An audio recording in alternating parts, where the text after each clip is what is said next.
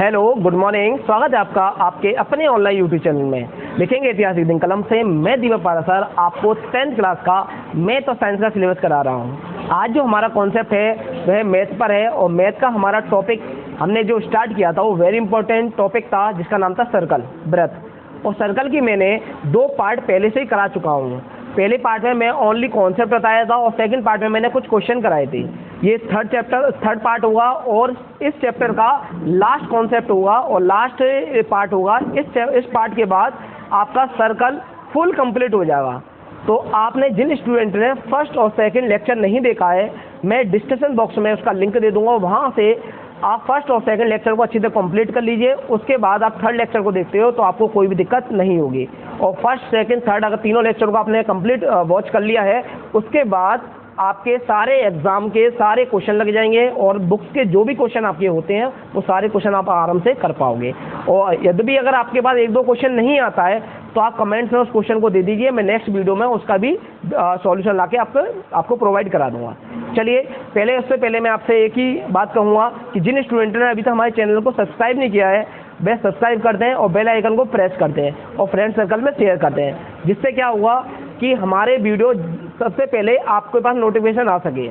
ठीक है, तो बेल आइकन को प्रेस कर दें और सब्सक्राइब कर लें और फ्रेंड सर्कल में शेयर कर दें।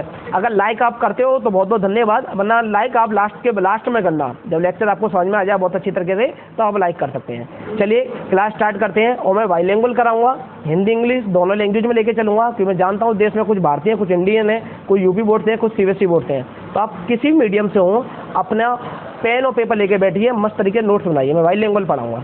चलिए क्लास स्टार्ट करते हैं। देखिए, तो ये हमारी सर्कल क्लास का कौन सा पार्ट होगा? Part number 3। मैं थोड़ा इसको ना चेंज कर लेता हूँ जिससे ना अच्छी तो समझ में आ जाए। इसका ये पैरामीटर बढ़ा देता हूँ। देखिए, तो पार्ट नंबर 3 है ये हमारा और इसको समझने की कोशिश करना। सर्कल में मैंने फर्स्ट पार्ट और सेकंड पार्ट में पूरे कॉन्सेप्ट क्लियर करा दिए थे। अब तो जो क्वेश्चन रह जाते हैं उन क्वेश्चनों को सीधे कंप्लीट करते हैं। तो पहला क्वेश्चन आपकी स्क्रीन पर देखिए। तो पहला क्वेश्चन क्या बोल रहा है, क्वेश्चन समझना। अच्छा, दोनों लैंग्वेज में अभी मैं हिंदी में दिखा देता हूँ, बाद में इंग्लिश में भी दिखा दूंगा। ये क्वेश्चन क्या है? 2 सकेंद्रीय वृत्तों की त्रिज्याएं। 2 सकेंद्रीय का मतलब क्या होता है? सकेंद्रीय का मतलब होता है मतलब 2 वृत्त है, 2 सर्कल है और इनका सेंटर एक ही हो। सकेंद्रीय का मतलब होता है कि 2 वृत्तों का सेंटर क्या हो? एक हो। 2 वृत्तों का केंद्र क्या हो? एक ही हो। तो 2 वृत्तों की त्रिज्याएं कितनी दे रखी है? 5 सेंटीमीटर और 3 सेंटीमीटर। मतलब बड़े वाले वृत्त की 5 सेंटीमीटर है और छोटे वृत्त की क्या है? 3 सेंटीमीटर है। तो पहले हम 2 वृत्त बना लेते हैं जिनका सेंटर एक ही हो। तो उसको हम वृत्त को बना लेते हैं पहले हम। नहीं, एक वृत्त का एक होता है ना, 2 वृत्त का 2 हो गए सेंटर। लेकिन यहाँ पर क्या बोला कि एक पॉइंट से एक ही केंद्र से 2 वृत्त बनाने हैं, तो वो हम बना लेते हैं। देखिए, जैसे कि एक सर्कल मैंने ये बना लिया, ठीक है, और दूसरा सर्कल हमने ये, एक सेकेंड, ये थोड़ा गलत हो गया।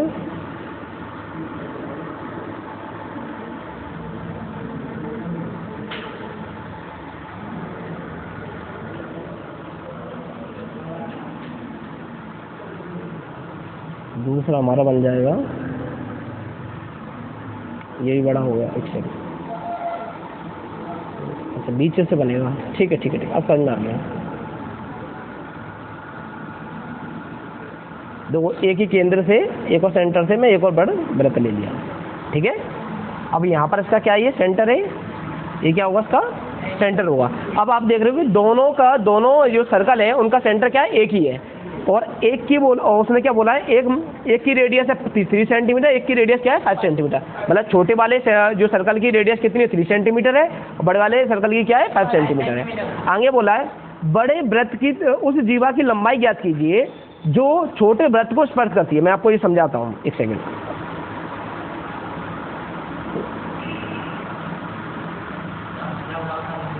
एक सेकंड बेटा, मैं दोनों बता रहा हूँ, टेंशन ना लें। देखिए, क्वेश्चन क्या बोल रहा है? वो बड़े वृत्त की जीवा ज्ञात कीजिएगी, मतलब कॉर्ड ज्ञात करनी है आपको किसके? बड़े वाले सर्कल की। अब कॉर्ड कौन सी बनेगी ये पता नहीं है, लेकिन आगे इसमें बोला है जो छोटे वृत्त को स्पर्श करती है। तो डियर माय स्टूडेंट, छोटे वृत्त को मतलब इस वृत्त को स्पर्श कर रही है, तो मैं बड़े वाले की एक कॉर्ड बना रहा हूँ जो छोटे वृत्त को क्या कर रही है, स्पर्श कर रही है। तो मैं यहाँ से इसको देखिए, ये क्या है, इसकी कॉर्ड है ना, जो छोटे वाले सर्कल को क्या कर रही है, टच कर रही है। क्लियर है नहीं क्लियर है? और उसने बोला है, साफ साफ बोला है कि ये दोनों वृत्तों की त्रिज्या कितनी है, 5 सेंटीमीटर 3 सेंटीमीटर है। तो छोटे वाले की कितनी होगी, 5 सेंटीमीटर।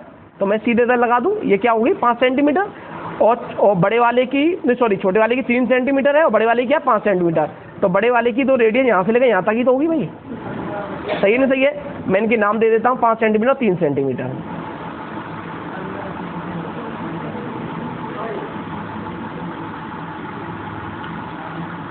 देखिए मैं कलर चेंज कर लेता हूँ जिससे आपको और अच्छी तरह समझ आए। तो डियर माय स्टूडेंट, ये क्या है, 3 सेंटीमीटर है और ये क्या है बेटा, ये आपकी 5 सेंटीमीटर। सही है? सही है नहीं सही है? अब बोल क्या रहा वो कि बड़े वृत्त की उस जीवा की लंबाई ज्ञात कीजिए। मतलब हमें बेटा ये आपको कॉर्ड ज्ञात करनी है, ये कॉर्ड हमें ज्ञात करनी है। इसका इंग्लिश वर्जन और दिखा देता हूँ जिससे आपको अच्छी तरह क्लियर हो जाए। देखिए ये इसका इंग्लिश वर्जन है, साफ साफ बोल रहा है उसने, the radius two constituent circle are 5 centimetre 3 centimetre.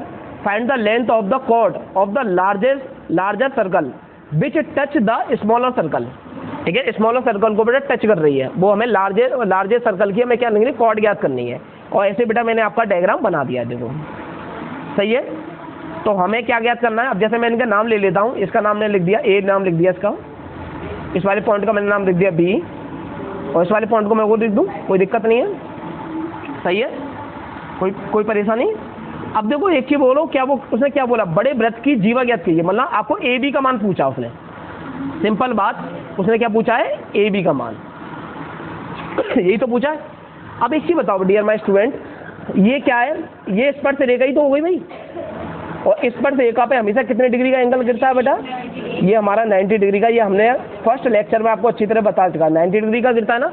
तो हम यहाँ पर इस वाले में, अच्छा मैं इस वाले को पॉइंट कुछ दे देता हूँ, ए बी सी नाम दे देता हूँ उसको, ठीक है ना। तो मैं ए ओ सी, मैं अगर ट्राइंगल लूँ, ट्राइंगल ए ओ सी, तो डियर माय स्टूडेंट ये कौन सा ट्राइंगल है, 90 डिग्री का, एक ही नहीं है, ये राइट एंगल है ना, राइट एंगल ट्राइंगल ही तो ये। तो हम पाइथागोरस प्रमेय लगा सकते हैं इसमें, पाइथागोरस प्रमेय लगा लेंगे ना। इसमें क्या लगाएंगे हम, बाय यूजिंग पाइथागोरस थ्योरम। ठीक है ना, शॉर्ट में लिख दिया है, सही है ना। वो क्या होता है आपका आपका क्या होता है, हाइपोटेनस स्क्वायर। हाइपोटेनस क्या है, ओ ए है ना, ये ओ ए ही तो है। तो ओ ए स्क्वायर इज इक्वल टू क्या हुआ भाई, ओ सी स्क्वायर प्लस क्या हुआ, ए सी स्क्वायर। सही है, यही तो हुआ। अब ओ ए आपका क्या भाई, 5 है ना, और 5 का स्क्वायर क्या होता है, 25 लिख दो सीधे, इजिकल टू ओ सी कितना है उसके बाद 3 का क्या होगा 9 हो जाएगा, प्लस के ए सी का स्क्वायर। डियर माय स्टूडेंट, ये 9 कहाँ जाएगा, इधर चल ले जाओगे आप, तो 25 है ही है, और इसमें से 9 इधर लेके जाओगे तो प्लस का इधर के माइनस हो जाएगा, बराबर क्या होगा, ए सी का स्क्वायर। सही है नहीं सही है? इसको इधर देख लो, थोड़ा मैं कलर का चेंज कर लेता हूँ। देखिए तो आप देखो 25 में 9 घटेंगे तो कितना बचेगा, 16 बराबर ए सी का स्क्वायर है ना, मैं स्क्वायर अंडर में पहुँच जाऊँगा, तो ए सी बराबर कितना आ जाएगा डियर माय स्टूडेंट, 4 सेंटीमीटर। कि 16 अंडर से बाहर निकलेगा तो 4 के रूप में निकलेगा। तो हमारे पास ये क्या आ गया भाई, हमारे पास ये वैल्यू कितनी आ गई, 4 आ गई।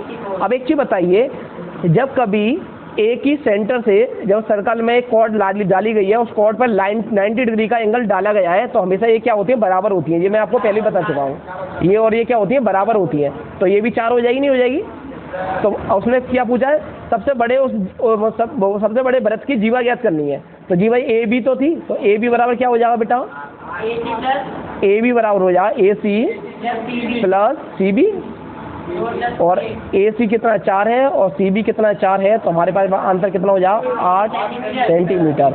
और ये इसका राइट आंसर होगा ऑफ दिस क्वेश्चन का, ये इसका राइट आंसर। इतनी सिंपल वाली बात है बस। Are you clear student? तो चलते हैं डियर माय स्टूडेंट नए कॉन्सेप्ट की ओर। और नया क्वेश्चन आपकी स्क्रीन पर, ये इसका इंग्लिश वर्जन था जो मैंने अभी कराया था। देखिए, अच्छा ये क्वेश्चन मैंने आपको सेकंड वाले लेक्चर में भी दिया था, ठीक है ना, लेकिन आपने किया है नहीं किया है, चलो अब करा देते हैं इसको। या इससे पहले छोटा वाला क्वेश्चन ले लें, ये थोड़ा टफ हो जाएगा। टफ तो नहीं है ज़्यादा, इजीली है। चलो पहले इस वाले क्वेश्चन को करते हैं। चलो इस वाले क्वेश्चन को पहले करते हैं। क्वेश्चन की लैंग्वेज को समझना, क्वेश्चन इजी है। क्वेश्चन क्या बोल रहा है कि सिद्ध कीजिए, मतलब प्रूव करना है वृत्त के परिगत। परिगत का मतलब होता है बेटा उसके बाहर की ओर, ठीक है ना। वृत्त के बाहर की ओर मतलब परिगत बनी चतुर्भुज, चतुर्भुज मतलब क्वाड्रिलेटरल की आमने सामने की भुजाएं केंद्र पर संपूर्ण कोण बनाती है। संपूर्ण का मतलब समझते हो कॉम्प्लीमेंट्री एंगल। मैं इंग्लिश वर्जन भी इसका होगा शायद मेरे पास, ये रहा इंग्लिश वर्जन, ठीक है ना। वो बोल रहा है साहब का question, prove that the opposite side of the quadrilateral circumscribing a circle subtend supplementary angle at the centre. कहने का मतलब ये उसने साफ साफ बोला है कि भाई एक सर्कल है, उसके चारों ओर क्या है, एक मतलब क्वाड्रिलेटरल है जो उसकी वाले हर साइड को टच कर रहा है, ठीक है ना। मैं आपको ये पहले डायग्राम बना के दिखाता हूँ, इससे आपको अच्छी तरह क्लियर होगा।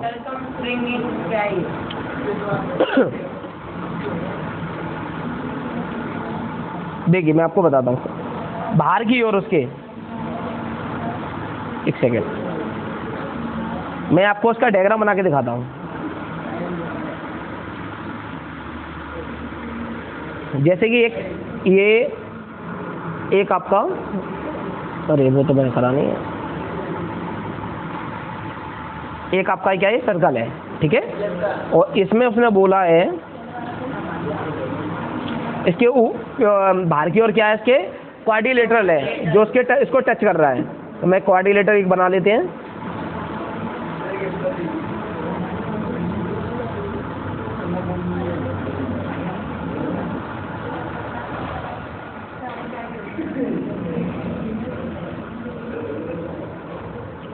जो टच करेगा,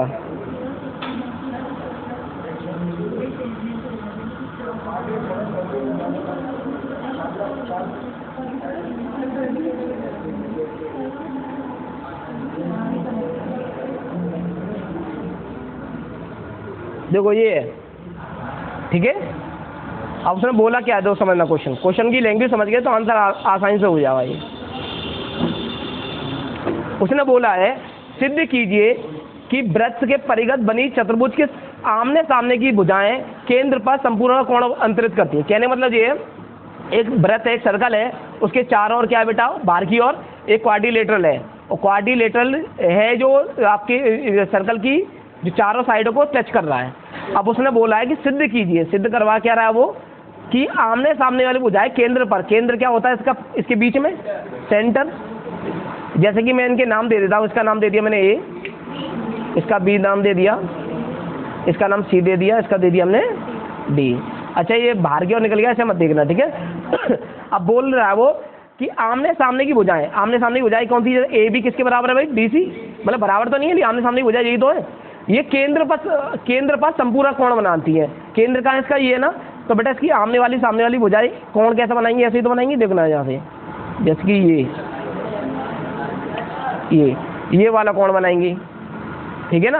और सामने वाली भुजा कौन सी, ये डी सी, तो ये कौन सा कोण बनाएंगे, यहाँ से कोण बनाएंगे, ये वाला कोण बनाएंगे। तो वो बोल रहा है कि ये और ये दोनों मिलकर जोड़ के कितना बनना चाहिए, 180 डिग्री। संपूरक का मतलब होता है सप्लीमेंट्री एंगल, ये कितना होता है 180 डिग्री। ये आपको सिद्ध करके दिखाना है बस, सही है। ये आपको क्या करना है, सिद्ध करके दिखाना है। तो मैं इसका डायग्राम थोड़ा अच्छी तरह बनाता हूँ आपको, तो और अच्छी तरह क्लियर हो जाएगा। मैं इसका थोड़ा इसको अलग लेता हूँ, एक सेकेंड।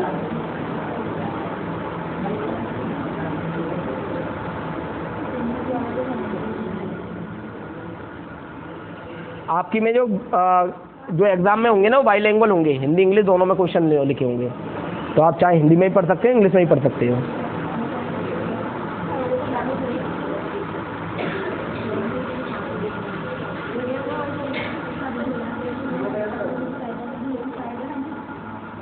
देखिए बोल क्या रहा है वो कि ये वाला एंगल देखो,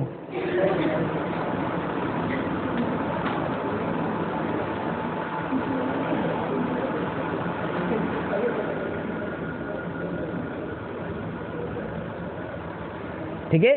वो बोल रहा है कि ये वाला एंगल इस और ये एंगल दोनों का सम कितना है, 180 डिग्री होना चाहिए। और अब ये दो यहाँ से अब एक चीज़ बात को समझने की कोशिश करना। अब आपने देखा अगर मैं इन पॉइंटों को भी कुछ नाम दे सकता हूँ, जैसे कि मैं इनका नाम देना चाहूँ तो मैं इनका भी ना, क्यों यहाँ पर टच कर रही है ना ये लाइन है, एक ये है, मैं कलर चेंज कर लेता हूँ, जैसे कि मैं इसका नाम इसको यहाँ पर टच करा देता हूँ, एक ये यहाँ पर टच हो रही है। समझना क्वेश्चन को, इजी है क्वेश्चन अगर समझ गए तो तुम। ABCD हमने भर दिया था, यहाँ पर भर देते हैं E F G और H। ये मैंने क्यों नाम दिया है? डियर माय स्टूडेंट, आप देखो AH और AG ये स्पर्श रेखा है ना, टेंजेंट लाइन ही तो है, और टेंजेंट लाइन क्या होती है? इक्वल होती है। बात सही है नहीं? सही है, ये इसके इक्वल होगी ना, सही है। और आप देखो DH और DE ये भी टेंजेंट लाइन है, तो भाई हम बोल सकते हैं कि ये वाली लाइन किसके इक्वल होगी? इसके इक्वल होगी। डियर माय स्टूडेंट, ये देखो बेटा, ये AH और AG ये दोनों लाइन स्पर्श रेखा ही तो है, टेंजेंट लाइन ही तो है इसकी सर्कल की। आप उससे मत देखो अब इंग्लिश वाले को, अभी मैं जो बोल रहा हूँ वो तो समझो। टेंजेंट लाइन इंग्लिश में ही बोलते हैं इसको, ठीक है ना। टेंजेंट लाइन मैं बताया था, टेंजेंट लाइन हमेशा इक्वल होती है, ये मैं बता चुका, वही मैं कर रहा हूँ यहाँ पर। आप देखो EC और CF ये भी टेंजेंट लाइन है, ये भी इक्वल होंगी, ये इक्वल किसके होगी? इसके इक्वल होगी। और ऐसी BF और BG के ये किसके इक्वल होंगी? आपस में इक्वल होंगी, ठीक है। ये हम पढ़ चुके हैं, ये हम पहली क्लास में पढ़ चुके हैं।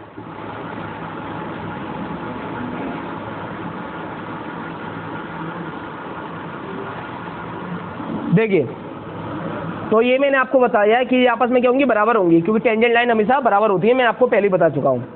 जैसे कि मैं इस पॉइंट से यहाँ पर इसके मिड पॉइंट पे मिला रहा हूँ, इसी प्रकार मैंने ये इसके मिला दिया, तो आप देख रहे हो, जैसे सपोज करो ये सर्कल है, पूरा सर्कल तो है ये टेंजेंट लाइन है ना।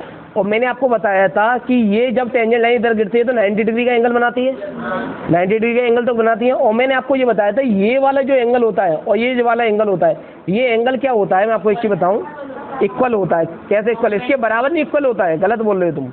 देखो मेरा कहने मतलब ये है कि ये जो एंगल होगा डियर माय स्टूडेंट, ये वाला एंगल हमेशा इस वाले एंगल की क्या होगा? इक्वल होगा, ठीक है। ठीक है, इसी प्रकार मैं और भी बना देता हूँ एंगल।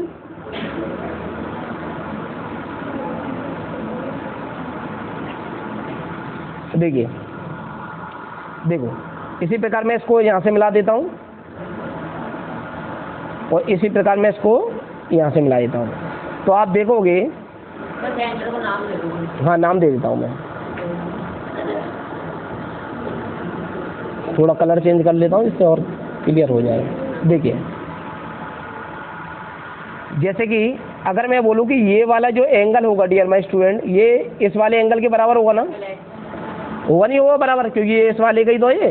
तो मैं इनके नाम दे देता हूँ, जैसे मैं इसे दे दिया एंगल 1 दे दिया, इसका नाम, इसका एंगल नाम दे दिया 2, इसका एंगल नाम दे दिया 3, इसका एंगल नाम दे दिया 4, इसका एंगल नाम दे दिया 5, इसका दे दिया 6, इसका दे दिया 7 और इसका दे दिया 8।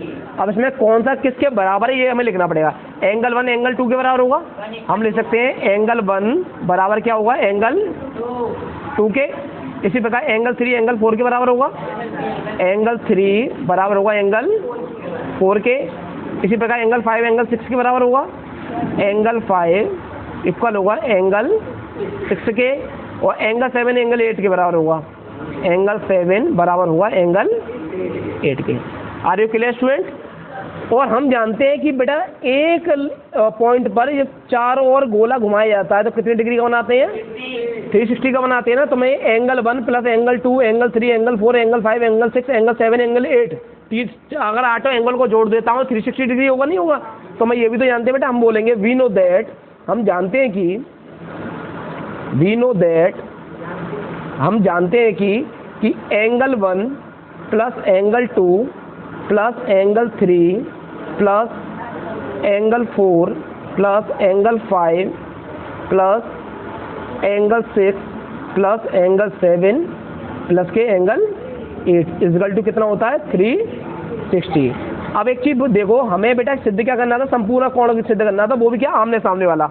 तो आमने सामने वाला तो यही तो है ए, तो यहाँ पर हमने कोई पॉइंट कोई नाम दे दिया, ओ दे दिया है सपोज लो, इसको हमने नाम दे दिया ओ सपोज लो। तो ए ओ बी ये ओ प्लस डी ओ सी, ये हमें 180 डिग्री सिद्ध करना है ना, कॉम्प्लीमेंट्री एंगल सिद्ध करना है ना। क्या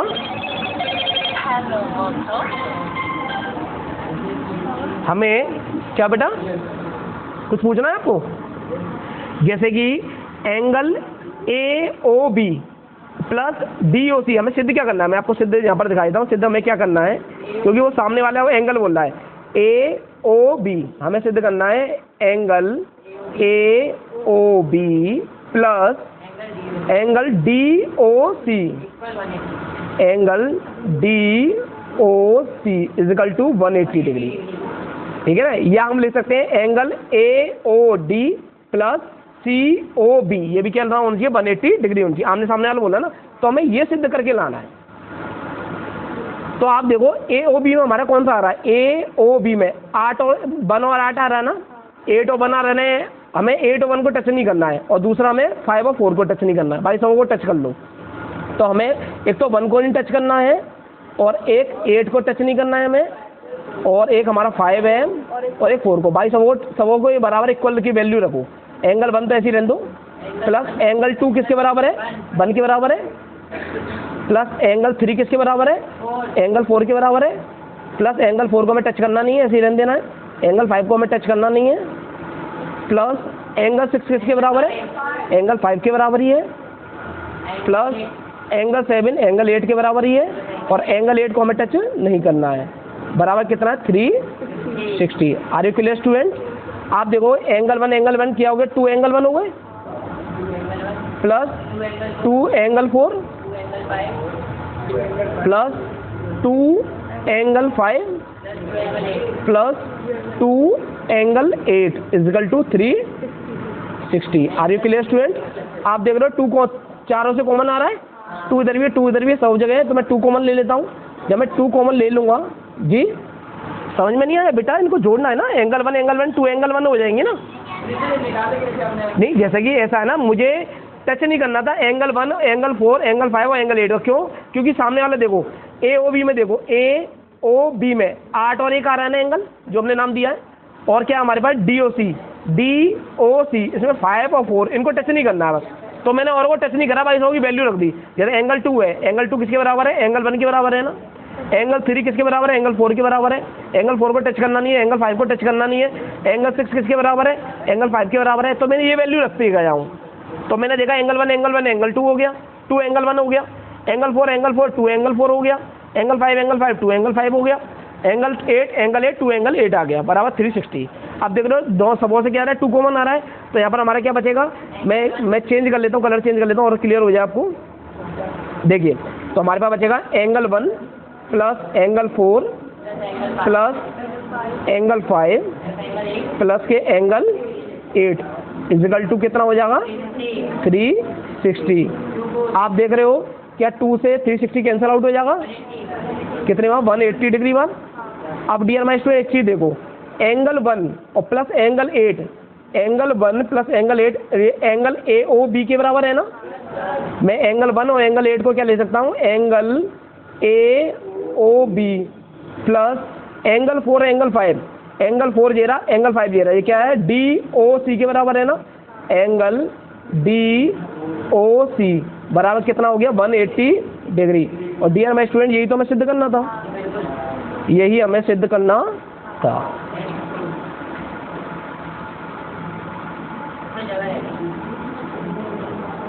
Hence proved।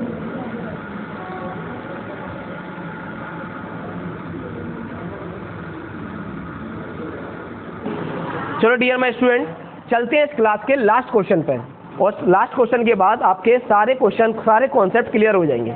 चलिए तो लास्ट क्वेश्चन का क्या बोल रहा है तो देखते हैं। चलिए ये इसका इंग्लिश वर्जन था। अच्छा लास्ट क्वेश्चन है नहीं, अच्छा इससे पहले है, चलिए इस वाले क्वेश्चन को देखिए। देखिए क्वेश्चन क्या है, तो क्वेश्चन में पहले हिंदी पहले इसकी लैंग्वेज समझ लेते हैं, बाद में आपको डायग्राम समझा दूँ क्या बोल रहा है वो। क्वेश्चन बोल रहा है 4 सेंटीमीटर त्रिज्या वाला, मतलब 1 मीटर सर्कल है जिसकी रेडियस कितनी है 4 सेंटीमीटर। तो जो बोल रहा है पहले मैं 4 सेंटीमीटर की रेडियस लिख दूं। 4 सेंटीमीटर क्या इसकी रेडियस है। 4 सेंटीमीटर त्रिज्या वाले एक वृत्त के परिगत, परिगत मतलब उसके चार मतलब बाहर की ओर, परिगत एक त्रिभुज ABC, 2 बाहर की ओर ही है ना उसके, ABC इस प्रकार खींचा गया है कि रेखाखंड BD, रेखाखंड कौन सा है आपका BD और DC जिनमें स्पर्श बिंदु D द्वारा BC विभाजित है, जिसे छोड़ो, कि लंबाई क्रमशः 8 सेंटीमीटर 6 सेंटीमीटर है, 8 सेंटीमीटर 6 सेंटीमीटर है। भुजाएं AB और AC ज्ञात कीजिए, मतलब हमें ABJ ज्ञात करनी है, AC ज्ञात करनी है। अब मैं आपको सिंपल भाषा में इसकी लैंग्वेज समझा देता हूँ। एक बेटा आपको पास दे रखा सर्कल, उसके परिगत एक मतलब क्या खींचा गया है, त्रिभुज खींचा गया है जो उसकी स्पर्श रेखा को टच कर रहा है, सही है। और इसमें दे रखा है कि जो सर्कल है उसकी रेडियस कितनी है 4 सेंटीमीटर है और DC 6 सेंटीमीटर है और DB या BD कितना है 8 सेंटीमीटर है। पूछा क्या है AB और AC, मतलब हमें ये लंबाई पूरी बतानी है और ये लंबाई हमें पूरी बतानी है। अब एक चीज़ बताओ, मुझे एक चीज़ बताने की कोशिश करना, ये क्या है जो आपके मेरे वाले, ये एक पॉइंट यहाँ पर टच कर रहा है, ठीक है, और एक पॉइंट इधर टच कर रहा है। मैं इनका भी कुछ नाम दे दूँ, जैसे यहाँ पर D है, यहाँ पर नाम दे देता हूँ मैं E और यहाँ पर दे देते हैं हम नाम F। अब एक चीज़ बताइए बेटा कि ये CD है, ये CF के बराबर होगा नहीं होगा, इस पर टेंजेंट लाइन है तो बराबर होगा ना, तो ये भी कितना हो जाएगा 6 सेंटीमीटर हो जाएगा बेटा। इसी प्रकार जो BD है ये BE के बराबर होगा, तो ये भी क्या हो जाएगा 8, ठीक है ना। और AF है ये AE के बराबर होगा, लेकिन हमें इसकी लंबाई मालूम नहीं है तो हम इसे मान लेते हैं X। जब इसे X मानेंगे डियर माय स्टूडेंट, तो ये भी क्या हो जाएगा हमारा X हो जाएगा। कहने का मतलब ये हमें AB और AC मान चाहिए, दो हमारे पास AB में मतलब x+8 है और AC में क्या है x+6 है, मतलब हमारे पास अगर x की वैल्यू आ जाती है तो हम बड़े आसानी से निकाल लेंगे। सही बात है, सही बात है। चलिए तो दो उसको करने का तरीका क्या है, मैं आपको इसका सरल तरीका बताता हूँ। क्वेश्चन अच्छा है, ये क्वेश्चन लगभग 4 नंबर से कम नहीं आएगा, ये क्वेश्चन अच्छा है। 6 नंबर का भी आ सकता है क्वेश्चन, 6 नंबर से ज़्यादा क्वेश्चन नहीं आता ना, बस क्या। देखिए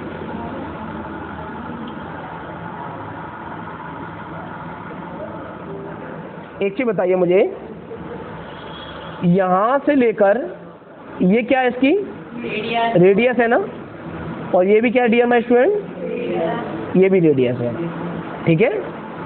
एक चीज़ और समझना, हाँ आप बताइए, मैं यहाँ से इसे यहाँ पर टच कर रहा हूँ, इसी प्रकार मैंने इसको ये टच कर दिया और इसी प्रकार मैंने यहाँ से इसको टच कर दिया। ये टच क्यों किया, इसका रीज़न है। अब आप देख रहे हो हमारे पास एक तो बड़ा ट्रायंगल बन गया हमारे पास ABC और 3 हमारे पास छोटे ट्रायंगल बन गए AOC, AOB और COB, ठीक है ना। तो डियर माय स्टूडेंट, ये मैं पूरे अगर ट्रायंगल का क्षेत्रफल निकाल लेता हूँ, एरिया, ये पूरे का क्षेत्रफल एरिया इन तीनों ट्रायंगल के एरिया के बराबर होगा ना, तीनों ट्रायंगल है तो उसमें से ही ना। तो मैं तीनों के ट्रायंगलों को जोड़ दूं और एक बड़े वाले ट्रायंगल का क्षेत्रफल निकालूं तो इक्वल रह सकता हूं, मैं ये रह सकता हूं ना डियर माय स्टूडेंट, कि जो हमारा जो ट्रायंगल है, triangle ABC, area of triangle ABC मैं लिख सकता हूं, एक सेकेंड,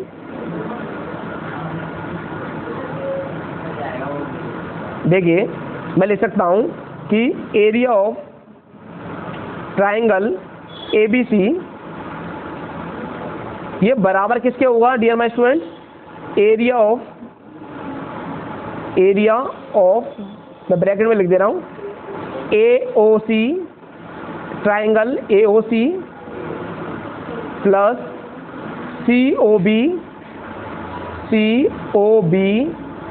प्लस ट्रायंगल है यहाँ पर भी, प्लस क्या बचा BOA, ट्रायंगल BOA। अगर मैं ये रख सकता हूँ कि भाई तीनों ट्रायंगल एक ट्रायंगल से बने हैं ना। अब आप जानने होंगे कि आपने 9th क्लास में एक हीरोन्स फॉर्मूला पढ़ा हुआ और वो वाले ट्रायंगल का क्षेत्रफल निकालने के लिए होता था। उसमें क्या कंडीशन होती थी कि ट्रायंगल की तीनों साइड दी होती थी, तो यहाँ पर ये तीनों साइड दे रखी हैं और यहाँ पर हम इन तीनों का जो ट्रायंगल का जो है एरिया निकालेंगे, तो ट्रायंगल का एक बेसिक एरिया का फॉर्मूला होता है 1/2 बेस इंटू हाइट। अब आप जान रहे हो, जैसे कि मैं लेता हूँ AOCB, ये वाला ट्राइंगल लेता हूँ, ये तो इसकी हाइट क्या हो जाएगी, 4 हो जाएगी, और बेस क्या हो जाएगा, 6 + 8, ठीक है ना। इसी प्रकार अगर मैं OB की लूँगा तो ये बेस तो OB हो जाएगा, AB, और हाइट क्या हो जाएगी, ये भी 4 हो जाएगी, क्योंकि ये रेडियस ही तो है हाइट इसकी। इसी प्रकार ये AC है तो x + 6 हो जाएगा ये AC, ये बेस हो जाएगा, और हाइट कितनी हो जाएगी, 4 ही हो जाएगी। तो हाइट तो इन तीनों की क्या हो जाएगी, 4 ही हो जाएगी। तो मैं सीधे वैल्यू रखता हूँ, पहले मैं ABC का ट्राइंगल एरिया निकाल लूँ इस पूरे का, तो मैं निकालता हूँ एरिया ऑफ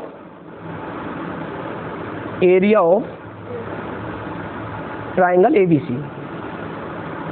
आराम से करना, बड़े आसानी से होगा। मैं इधर लगा रहा हूँ हीरोन्स फार्मूला। हीरोन्स फार्मूला हमारे पास क्या होता है, इक्वल टू अंडर में S minus A, S minus B और S माइनस C, सही है ना। यहाँ पर पहले हम S निकाल लें। S क्या होता है dear my student, A + B + C/2, तो हेमी सेमी-मीटर होता नहीं है। आप देखो बेटा, A हमारे पास जैसे हमने A इसे माना है, तो 6 + 8 कितना हो गए, 14, प्लस B हमने माना है, सपोज करो इसको मान लिया हमने B, तो ये 8 + x है, ये 8 + x होगा डियर माय स्टूडेंट, 8x नहीं होगा, प्लस और हमने C इसको मान लिया है तो x + 6 हो गया, और अपॉन क्या आएगा हमारे पास, 2, ठीक है। इसे आप सॉल्व करोगे तो 14 और 6 कितने हो गए, 20, 20 और 8 कितने हो गए, 28, तो 28 प्लस के कितने हो गए, 2x, x और x 2x हो जाएंगे ना, अपॉन क्या है, 2, और से 2 से काटोगे तो 28 2 से कितने कटेगा, 14 बार, प्लस 2 से 2 कटेगा तो बचेगा कितना, x। तो हमारे पास सेमी पेरीमीटर कितना आ गया, 14 + s। तो उसमें रख दें, सीधे हम फॉर्मूले में रखते हैं। तो कलर का चेंज कर लेता हूँ, देखिए, तो फॉर्मूले में रखते हैं इसको, s कितना हमारे पास, 14 + x, तो हम लिखेंगे 14 + के x, और ब्रैकेट में s मतलब 14 + x माइनस a। अब a हमने क्या माना था, ये माना था ना, तो ये कितने हो गए, 14, और लिख दें हम सीधे, ठीक है ना। फिर क्या है, s क्या हमारा 14 + x ही है, माइनस b हमने क्या माना था, 8 + x, तो माइनस होगा तो 8 - x हो जाएगा, ठीक है ना, माइनस की मल्टीप्लाई हो जाएगी ना अंदर। और फिर हमारे पास क्या है, s 14 + x माइनस c हमने क्या माना था, 6 + x + 6 होता ना, तो ये क्या हो जाएगा, x - 6, क्योंकि माइनस के अंदर मल्टीप्लाई होती जाएगी ना सुन, देखिए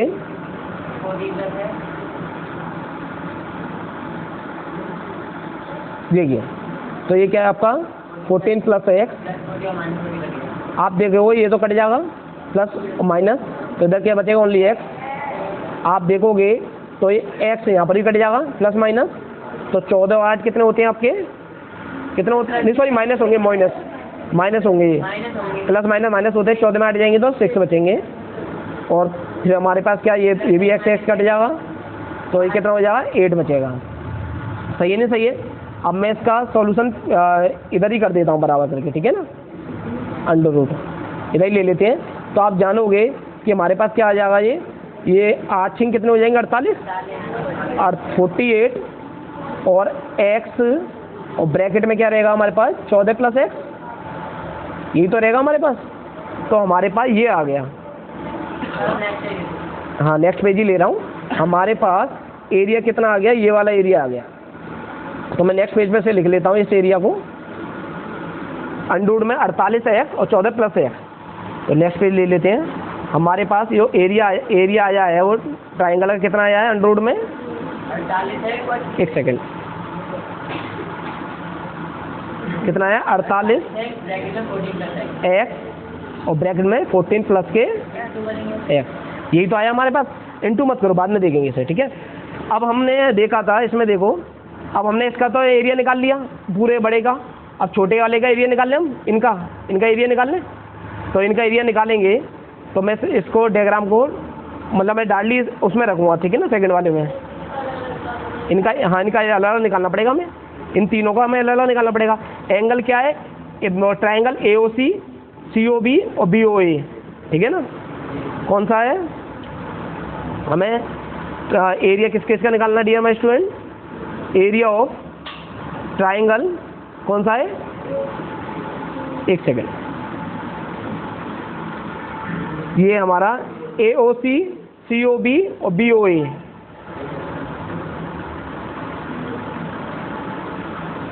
हमारे पास है AOC प्लस ट्राइंगल COB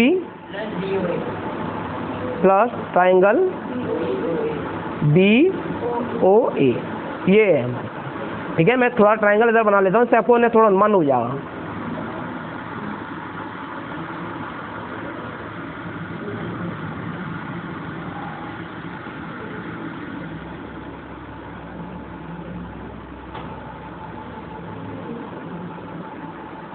कुछ ट्राइंगल इस तरीके से बना हुआ है, यहाँ पर CS का, यहाँ पर B है, यहाँ पर हमारा A है, और यहाँ पर हमने क्या नाम लिखा है? O नाम लिखा है। ठीक है ना, ये आपका 14 था।